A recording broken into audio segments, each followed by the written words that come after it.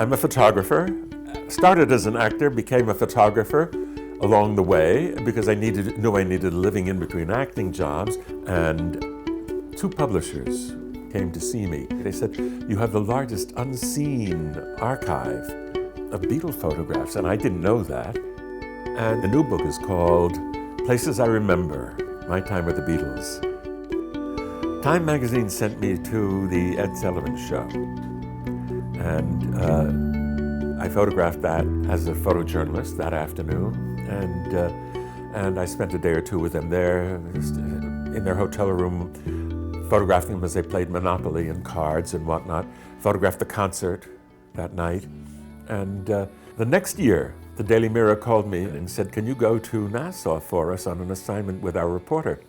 So I did. I went down for a week, came back with pictures, showed them to Life magazine before I sent them off to London. Life magazine said, "Go back." So I did. Actually, I lived a block away from the stage, around the corner from the stage delicatessen.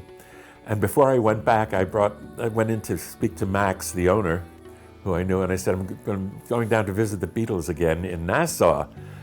They're making help," so he gave me a couple of salamis and some bagels and lox to take with me.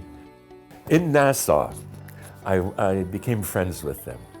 And at one point, I'm sitting on the steps here with John. He's trying to comb my hair, all of them. He's trying to comb my hair into a Beatle cut. Ringo took the picture. I love that picture.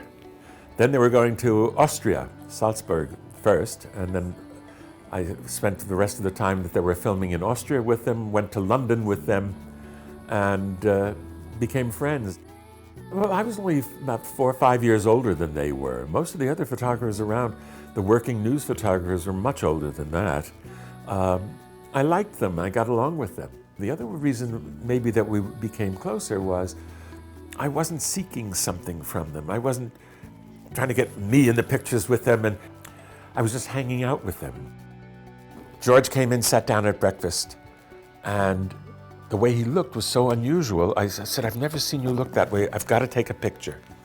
I took it, and I call it my Hamlet picture because this is, to me, what I would expect Hamlet to look like, or would hope Hamlet might look like.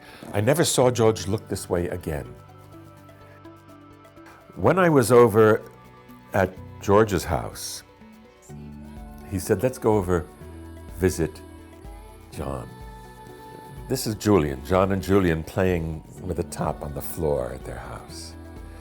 While we were there, John and George started riffing. They had their guitars, and just for themselves. There was no audience except Julian, their little toddler. I thought that was lovely. It's almost like visiting with friends when I look through these pictures.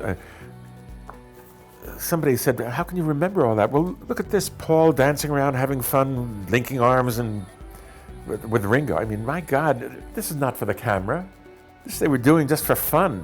There was nothing, they weren't posing for cameras. This was just playing for themselves.